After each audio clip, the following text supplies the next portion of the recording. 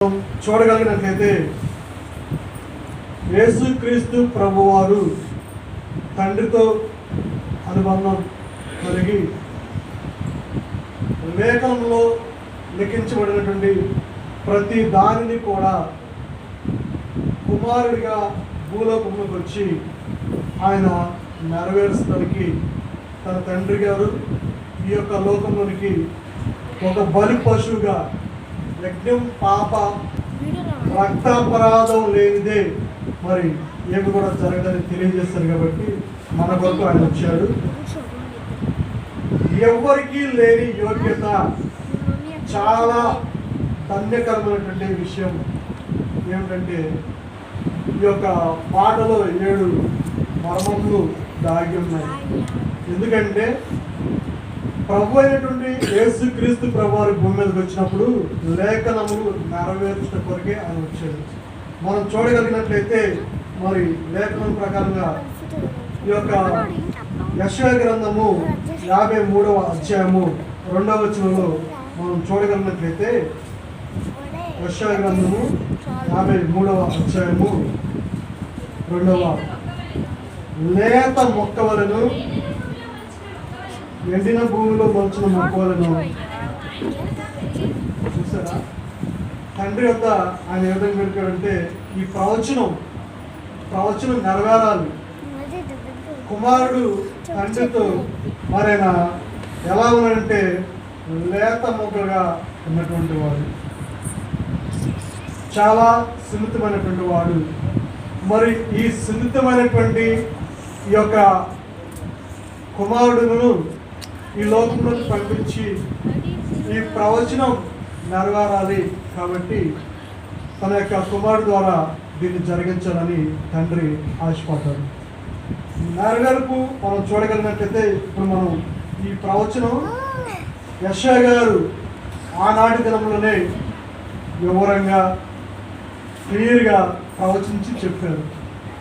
మరి ఈ యొక్క ప్రవచనం నెరవేర్పు ఎప్పుడు జరిగిందంటే కొత్త నిబంధన గ్రంథంలోకి వచ్చినప్పుడు మనం చూడగలిగినట్లయితే మనం చదువుకున్న లూకాసు వార్త 23:43వ వచనంలో అందుకు ఆయన వారితో నేడు నీవు నాతో కూడా పరదేశంలో ఉందని నీతో చెప్పుచున్నాను అని ఆయన వివరంగా చెప్పాడు. మరి ఈ యొక్క నెరవేర్పు అనేటువంటిది మనం చూడగలిగినట్లయితేనండి దేవుని బిడ్డలారా, ఈ నూతన నిబంధనలో పరిశుద్ధ గ్రంథంలో లిఖించబడినటువంటి విధానం ప్రకారంగా మనం చూడగలిగినట్లయితే మత్తయి సువార్త నుండి ఈ 4 సువార్తల్లో కూడా ఈ యొక్క నెరవేర్పు గురించి 4 ఆ యొక్క ప్రవక్తలు దేవుడు వారికి బయలుపరిచినటువంటి వివరంగా ఆయన మాటలు స్పష్టంగా లిఖించడం జరిగింది. ఈ యొక్క మాటలు 4 సువార్తలు ఉన్నటువంటి మాటలు మత్తయి గారు ఏం రాశారు, మార్క్ గారు ఏం రాశారు, లూకా గారు ఏం రాశారు, యోహాను గారు ఏం రాశారు. ఒక్కొక్క సువార్తికుడు ఇదే మాటని 4 కూడా మరి ఏ విధంగా రాశారో మనం పరిశుద్ధ గ్రంథంలో చూడగలిగినట్లయితే మత్తయి సువార్త 27వ అధ్యాయము 38వ వచనం మనం చూసుకుందాం. చాలా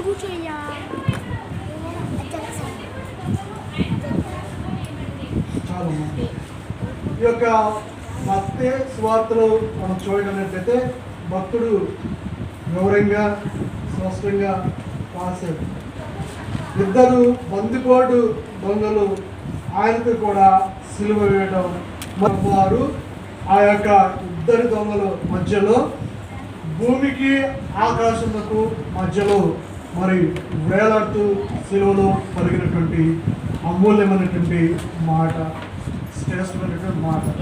అదేవిధంగా మనం చూడగలిగినట్లయితే మార్క్ గారు రాసినటువంటి సువార్త 15వ అధ్యాయము మరి 27వ వచనంలో కూడా మనం స్పష్టంగా రాశారు మార్క్ గారు కూడా. మరియు కుడివైపున ఒకరిని ఎడమ వైపున ఒకరిని 2 బందిపోటు దొంగలను చూసారా. మరి ఈ యొక్క ప్రవక్త అయినటువంటి మార్క్ గారు కూడా మత్తయి సువార్తలో మత్తయి ప్రవక్త గారు ఏదైతే రాశారో అదే ప్రవచనం మరి దేవుడు ఈ యొక్క మార్క్ గారు కూడా బయలుపరచారు. ఈ భూమిలోకంలో జీవించినటువంటి మనము మానవ కానీ ఆనాటి దినాలలో నలుగురికి ప్రవక్తలకు కూడా ఒకే ఒక దర్శనం నెరవేర్పు.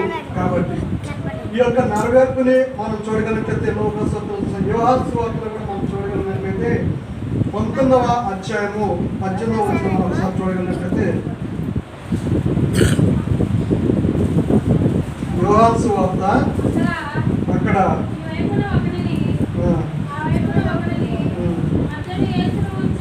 చూసారా, ఆ వైపు ఈ వైపు ఉన్నటువంటి దొంగల మధ్యలో ఈ యొక్క ప్రభు అయినటువంటి వారిని ఉంచారు.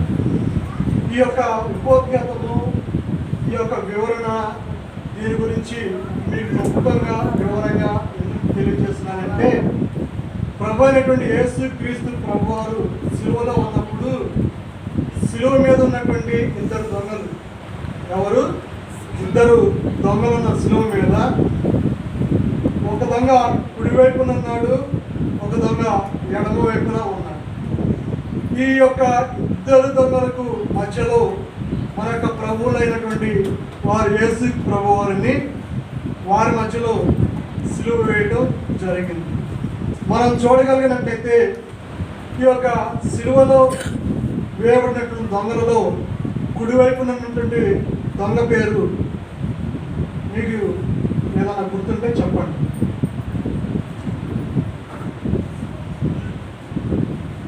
చెప్తున్నామా సహోదరులారా, ఏమనుకోదామా?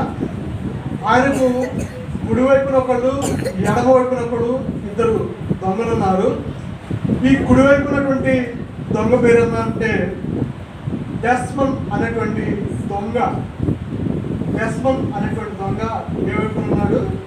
కుడివైపున ఉన్నాడు.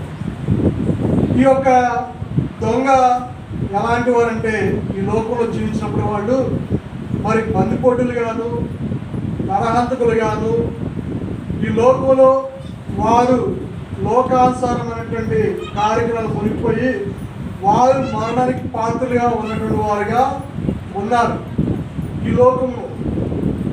ఈ యొక్క డెస్మన్ అనేటువంటి దొంగ ఏ ప్రాంతానికి చెందినటువంటి వారు అని మనం కనుక చూడగలిగినట్లయితే ఈ యొక్క డెస్మన్ అనేటువంటి వ్యక్తి గలిలయ ప్రాంతములకు చెందినటువంటి వారు. మన ప్రభువులైనటువంటి యేసు క్రీస్తు ప్రభు వారు కూడా గలిలయలో అనేకమైన సూచన కార్యాలు, అద్భుత కార్యాలు, మహత్ కార్యాలు చాలా ఆయన బ్రతికున్నటువంటి రోజుల్లో ఆ కార్యాలు చేసినప్పుడు వీరు కూడా వీరు చేసిన సూచన క్రియలను అక్కడ వాళ్ళు చూసినట్టుగా తెలియజేయడం జరుగుతూ ఉంది. ఆ యొక్క గ్రంథాలు బట్టి మనం చదివితే అదేవిధంగా యేసుక్రీస్తు ప్రభు వారికి ఎడవైపునటువంటి ఈ యొక్క దొంగ ఉన్నాడు. ఈ దొంగ పేరు ఏంటంటే గెస్టన్ అనేటువంటి దొంగ. ఈ యొక్క గెస్టన్ అనేటువంటి దొంగ ఏ జాతికి చెందినటువంటి వాడు అని మనం కనుక చూడగలిగినట్లయితే ఇతను మరి యోదయ జాతికి ఆ యోదయ ప్రాంతంలో చెందినటువంటి వాడిగా ఉన్నటువంటిగా మనం చూడగలుగుతున్నాం. అయితే ఇద్దరు దొంగల్లో ఈ క్రీస్తు ప్రభు వారికి ఎడమవైపునటువంటి దొంగకి అన్నీ కూడా తెలుసు. ఎందుకంటే ఇతను యూదయ ప్రాంతంలో ఉన్నటువంటి వాడే. మరి యేసు క్రీస్తు ప్రభు వారు యవ్వన ప్రాయంలో 33 సంవత్సరాలు తన యొక్క యవ్వన రక్తాన్ని చిందించి మరి ఆయన యావత్ ప్రపంచాన్ని కూడా తన యొక్క పాప భారాన్ని భుజకంధం మీద వేసుకొని ఈ ప్రపంచానికి ఆయన ఒక మరి ఉన్నతమైనటువంటి వీరిని నా బిడ్డగా చేర్చుకోవాలని నీ కొరకు నా కొరకు మనందరి కొరకు ఒక యజ్ఞ బలి పశువుగా ఆయన బలి అయినటువంటి మహాగణుడు.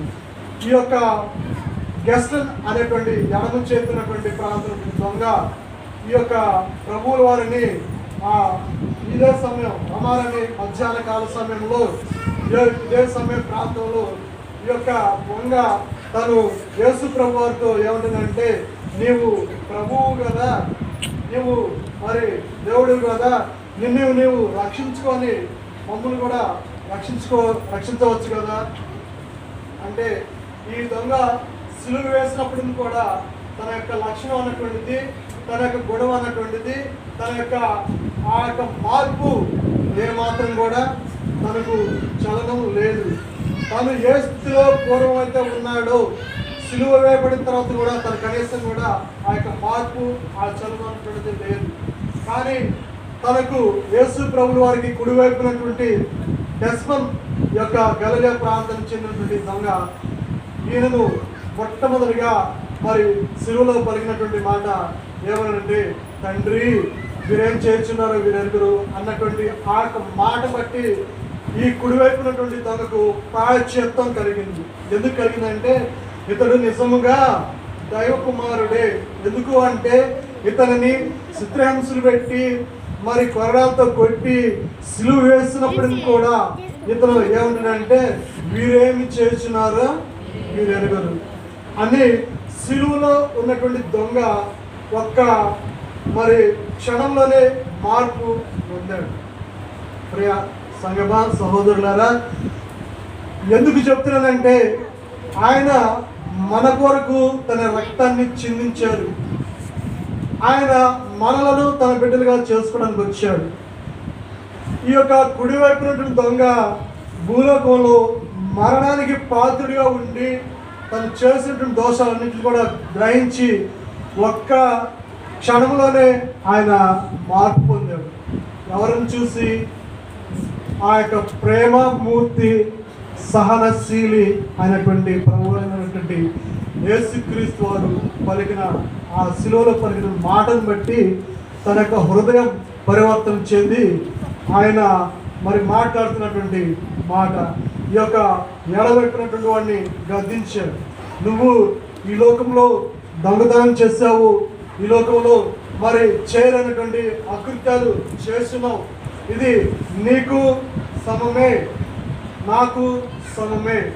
కానీ ఆయన ఏ పాపము ఎరిగినటువంటి వాడు అయినప్పుడు కూడా ఆయనను మన మధ్యలో సిలువేస్తున్నారు. కాబట్టి ఈయన ప్రేమమూర్తి, ఈయన గుణము చాలా మరి వెలకట్టలేనటువంటి సిలువలో దొంగ ఆ యొక్క హృదయాన్ని దేవునికి సమర్పించుకొని తను ఆ యొక్క క్షణంలోనే మారిపోయి ఆ యొక్క సిలువలో ప్రభు అయినటువంటి యేసుక్రీస్తు వారి వైపు చూస్తూ తన యొక్క మనస్సు మొత్తం కూడా జాలితో నిండిపోయి ఆయన ముఖ దర్శనం చేసుకుంటూ ఏమంటాడంటే, మరి తండ్రి ప్రేమమూర్తి, నన్ను కూడా ఒకసారి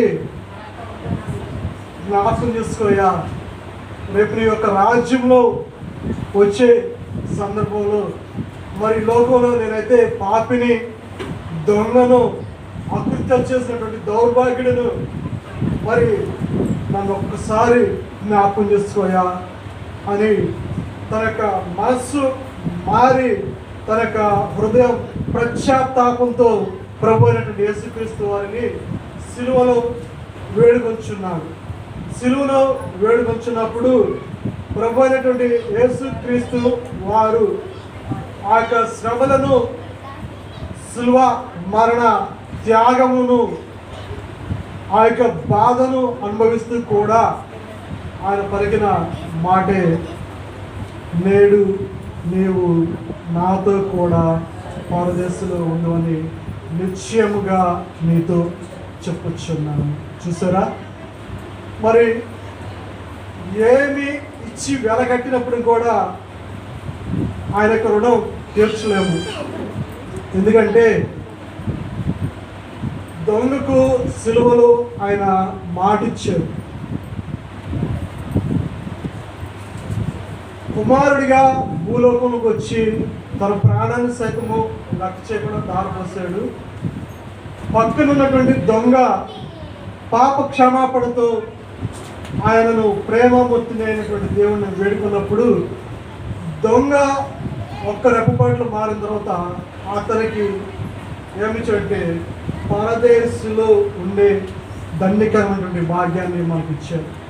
ఇప్పటి వరకు కూడా మనం అనేకమైనటువంటి మరి పనులలో మరి కార్యక్రమంలో మనం ఉండి ఉండొచ్చు, కానీ ఆయనను మనం హృదయపూర్వకంగా నన్ను ఒక్కసారి జ్ఞాపకం చేసుకోయా, నీ రాజ్యంలో మాకు చిన్న చోటు ఇవ్వయా అని ఆయన అడిగితే, నీవు అడిగినటువంటి ప్రతి ఒక్క మాటను ఆయన నీకు నెరవేర్చడానికి సంసిద్ధంగా ఉన్నాడు. ఈ యొక్క మధ్యాహ్న కాల సమయంలో మరి మనం చూడగలిగినట్లయితే ఆయన మాట్లాడినటువంటి మాటలో 7 మాటలుగా మనం చూడవచ్చు. నేడు అనగా ఇప్పుడే, ఇదే సమయం. రేపు అన్నటువంటి దానికి రూపు లేదు. ఇంకొంచెం సమయం అయిపోయిన తర్వాత నేను ఉంటానో ఉండనో నాకు తెలియదు, మనం ఉంటామో ఉండవో మనకు తెలియదు. రేపు అన్నటువంటి దానికి రూపు లేదు. కాబట్టి నేడు, ఇప్పుడే, ఈ సమయంలోనే, ఈ తరుణంలోనే మనం ఆయనతో సంబంధం కలిగి ఉండాలి. నేడు మరి రక్షణ దినం, ఎందుకంటే ఆయన మనలను విమోచించి వెళ్ళలేని మరి ఆ యొక్క ఖైదర్మలను మనకి ఇచ్చాడు కాబట్టి రక్షణ దినం. నీవు, నేడు అన్నటువంటిది ఈరోజు. నీవు నేను మనందరం కూడా మరి ఎలా ఉన్నాం ఈ లోకంలో అంటే, పాప తలంపులతో, పాప సంబంధమైనటువంటి ఆలోచనలతో, లోకానుసారమైనటువంటి మాటలతో లోకంలో జీవిస్తున్నటువంటి మనలను ఆయన ఏమంటే, నీవు మరి మనలను, అక్కడ ఆ యొక్క దొంగ ఉన్నాడు నేరస్తుడిగా, మనము ఎలా ఉన్నామంటే నేరస్తుడిగా ఉంటున్నాం. నాతో, ఎవరితో? నాతో, ప్రభు అయినటువంటి యేసుక్రీస్తు ప్రభువులతో మనము సహవాసము కలిగి ఉండాలి. రక్షకుడితో, దైవ కుమారునితో మనం సాంగత్యము కలిగి ఉండాలని ఆయన ఇక్కడ మాట్లాడుతున్నాడు. పరదేశు అనేటువంటిది ప్రియులారా, ఈ మాట యావత్ ప్రపంచం మొత్తంలో కూడా సృష్టి పుట్టిన తర్వాత నుండి ఇప్పటి వరకు కూడా పరదేశు అనేటువంటి మాట చాలా అమూల్యమైనటువంటిది, మరి వజ్ర వైడూర్యాల కన్నా శ్రేష్టమైనటువంటిది. నేను ఒకవేళ రేపు కలెక్టర్ అయితే, ఒకవేళ నేను ఏదైనా ఉన్నతమైన స్థితిలో ఉంటే మీకు నేనైనా సహాయం చేయగలుగుతానేమో, ఒక హౌస్ కట్టుకోవడానికో, పిల్లలు ఉండడానికి చదువు కోసము, వ్యాపారం చేయగలుగుతామేమో, కానీ మరి మీకు కావాల్సినటువంటి సమృద్ధి ఉండదాము. కానీ అది ఎక్కడి వరకు అంటే ఈ లోకంలో మట్టికే, ఇక్కడ మట్టికే ఉంటుంది. కానీ పరదేశు అన్నటువంటిది చాలా ఉచ్చంతో కూడినటువంటి అన్నమాట. ఈ యొక్క పరదేశు ఉన్నటువంటిది మరి మొట్టమొదటిగా ప్రారంభంలో ప్రభు అయినటువంటి దైవ కుమారుడిగా ఈ భూలోకం పంపించినప్పుడు ఆయన ఆదాము అవ్వలకు ఏదేను వనము, ఈ యొక్క మనం పాత నిబంధన గ్రంథంలో చూసినట్లయితే అక్కడ వారికి మంచి మరి పరదేశు ఆ యొక్క వరం ఇచ్చారు. అదేవిధంగా వారు పాపం చేసి దాని నుండి వచ్చిన తర్వాత తన కుమారుడినే పంపించి నా యొక్క బిడ్డలను పరదేశంలో చేర్చుకోనని ఆయన వచ్చినట్లుగా మనం చూడగలుగుతున్నాం. మరి ముందుగాగా అంటే ఆయన ప్రతినిత్యము అక్కడ స్మరణ చేసుకుంటూ ఉంటాం, అక్కడ స్మరణ చేసుకుంటూ ఆయనను ధ్యానం చేసుకుంటూ ఉంటాం. మరి యొక్క పరదేశంలో స్మరణ చేయడం అంటే చాలా అమూల్యమైనటువంటిది, చాలా మరి విస్తారమైనటువంటిది. స్మరణ అంటే అమలరా అయిలారా, స్మరణ అంటే ఎలా చేస్తాం? ఈ యొక్క పుస్తకం ఉంది అంటే ఈ పుస్తకం ప్రపంచ పుస్తకాల్లో కంటే కూడా పరిశుద్ధమైనటువంటిది, అమూల్యమైనటువంటిది, గొప్ప గ్రంథమైనటువంటిది లేఖనం ఏదంటే పరిశుద్ధమైనటువంటి గ్రంథం అనేది దీన్ని చేస్తున్నాం. మరి దీన్ని తప్పితే రెండో ఏమైనటువంటిది ఉంటుందా? ఈ యొక్క గ్రంథాన్ని ప్రతి నిత్యము కూడా మనం ఏం చేస్తున్నాం? స్మరిస్తూ ఉన్నాం, స్మరణ చేయాలి. మరి పరదేశు అనేటువంటి దానిలో దేవుడు నాకు దర్శనంలో చూపించినటువంటి ఒక కళాభావం నేను మీకు తెలియజేస్తున్నాను. ఆయనను స్మరించుకుంటూ ధ్యానించుకుంటూ నిద్రపోయినప్పుడు ఇద్దరు వ్యక్తులు వచ్చి ఒక ఉన్నతమైనటువంటి వారి యొక్క ముఖాలు కూడా చూస్తానికి నా యొక్క 2 నేత్రం చాలా, ఎందుకంటే వాళ్ళంతా దగ మెచ్చిపోతూ వస్తూ ఇట్లా పట్టుకొని పైకి తీసుకెళ్ళిపోయారు. పైకి తీసుకెళ్ళిపోయిన తర్వాత ఈ యొక్క పరదేశు అన్నటువంటిది దర్శన రూపంలో నేను చూసినటువంటిది. దీనికంటే మనకి ఎలా ఉంటుందో నాకైతే తెలియదు. వారు నన్ను అక్కడ తీసుకెళ్ళి ఆ యొక్క వనములో నన్ను అక్కడ దించారు. దించిన తర్వాత ఇటు అటు చూస్తే నా పక్కన ఎవరున్నారు? నా పక్కన ఎవరు లేదు. నేను ఒక్కడినే ఉన్నాను. ఇదేంటి మరి నన్ను ఎవరెక్కడ తీసుకొచ్చారని అక్కడ నేను పేరు చూస్తే సుందరమైనటువంటి వనము, ఆ వనములో పుష్పములు, అడవి మృగములు, జంతువులు అనేకమైనటువంటి ఆ యొక్క వనములో ఉన్నప్పుడు అక్కడికి వెళ్ళిన తర్వాత నాకు ఆహారం కావాలని నేను అడుగుతున్నాను. నాకు భోజనం కావాలని అడుగుతున్నప్పుడు ఒక స్వరం నాకు వినిపించింది. నీ యొక్క దప్పిక, నీ యొక్క ఆహారం తీరాలంటే ఇక్కడ ఉన్నటువంటి ఈ యొక్క వృక్షములను వాటికి నీవు నీరు పోయి అని ఒక స్వరం నాతో చెప్పినప్పుడు నేను ఆ యొక్క నీరు పోసేటువంటి పాత్ర అక్కడ ఉంది.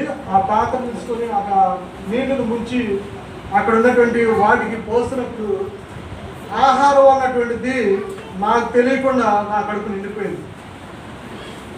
అది ఎలా నిండిపోయింది, ఎట్లా జరిగింది అన్నటువంటిది నేను గ్రహించలేను, నాకు తెలియదు. వాటికి నీరు పోస్తూ ఉన్నాను. నీరు పోస్తున్నప్పుడే నా యొక్క ఆకలి అన్నటువంటిది తీరిపోయింది.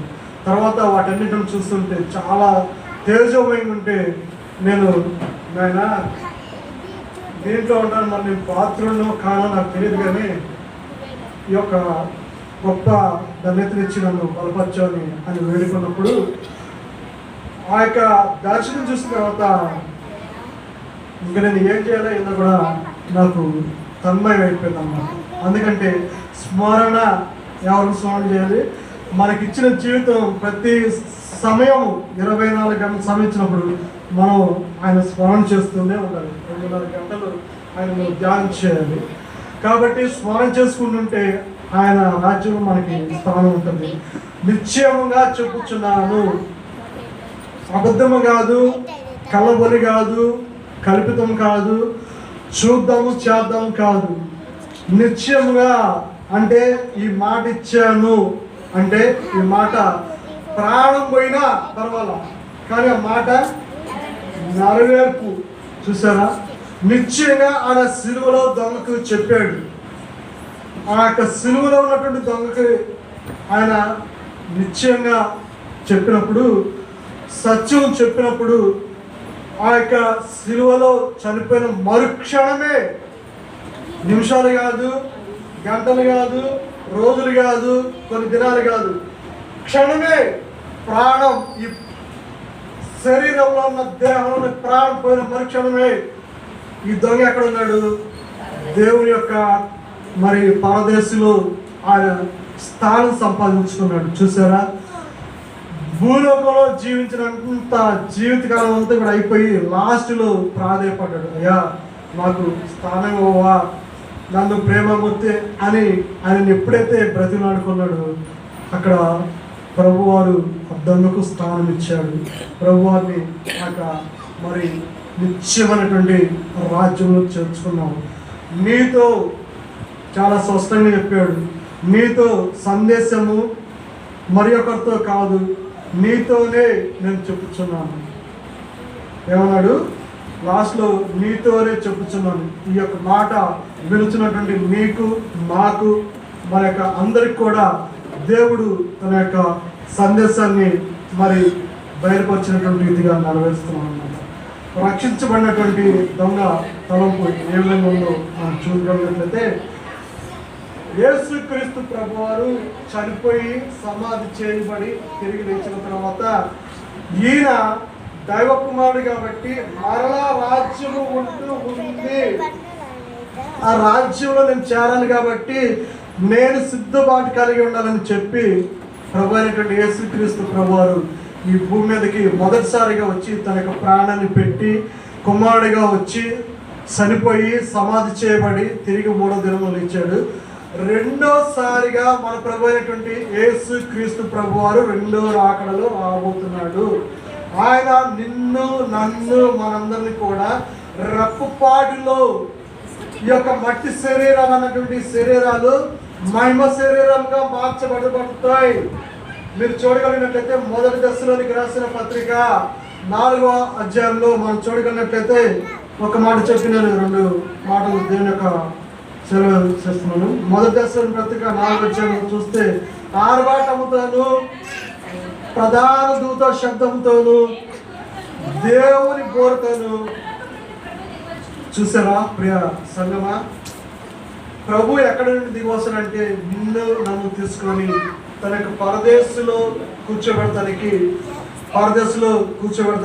ఆయన రాజుల రాజుగా ప్రభులో ప్రభుగా రాబోతున్నాడు. జీవితంలో నీ ప్రక్కన ఉన్నటువంటి వారు తెలియక ఏదైనా చేసినప్పుడు వారిని గద్దించే అధికారం నీకు ఇచ్చాడు. మరి నీవు అదే శిక్షలో ఉన్నావు, నువ్వు దొంగగా జీవించావు అన్నటువంటిది మనం చూడగలిగినట్లయితే లూకాసు వార్త 23వ అధ్యాయము 40వ వచనంలో అక్కడ గద్దించినట్లుగా మనం చూడగలుగుతున్నాం. చదువుతామా? సమయం అయిపోయింది. రెండోది, నీవు దేవునికి భయపడవా? ఈ లోకంలో అనేకమైన కృత్యాలు చేస్తావు, అనేకమైనటువంటి పాప కార్యాలను జీవించావు. ఇక్కడైనా నీ యొక్క మనస్సు మార్చుకోవా? నీకు బుద్ధి రాదా? నీ శరీరం అన్నటువంటిది కుళ్ళి కుషించి ఈ లోకంలో నాశించిపోతుంది, కానీ ఆత్మ ఎక్కడికి వెళ్తుంది? నీవు దేవుని పోలి జీవిస్తున్నావా? నువ్వు ఆత్మ కలిగి ఉన్నావా లేదా అని ఆ గద్దింపు. మరైనా దేవుడికైనా నువ్వు భయపడతావా లేదా? దేవుడికి భయపడు, ఇక్కడ ఉండైనా దేవుడికి లోబడి జీవించు అని ఆయన మాట్లాడినటువంటి రీతిగా తెలియజేస్తున్నాడు. ఇది మనకు న్యాయమే, ఇది మనకైతే న్యాయమే. ఎందుకంటే మన లోకంలో జీవించిన విధానము పాపంతో జీవించాము. మనం చూడగలిగినట్లయితే లోకాసు వార్త 23:41లో చాలా స్పష్టంగా ఆయన తెలియజేస్తున్నటువంటి వాడు అనమాట. మరి మనం జ్ఞాపకం చేసుకుని మరి సిలువలో మాట్లాడిన మాటకు ఆయన జ్ఞాపకం చేసుకున్నాడు. మన రక్షకుడు యేసుక్రీస్తు ప్రభువారు మాత్రమే. కాబట్టి ఆయనను మనము ధ్యానం చేసినట్లయితే ప్రభువారు ఆ నిత్య జీవాన్ని మనకివ్వడానికి వచ్చాడు. కాబట్టి అట్టి కృప పరిశుద్ధాత్మ దేవుడు మనందరికీ దయచేయుగాక.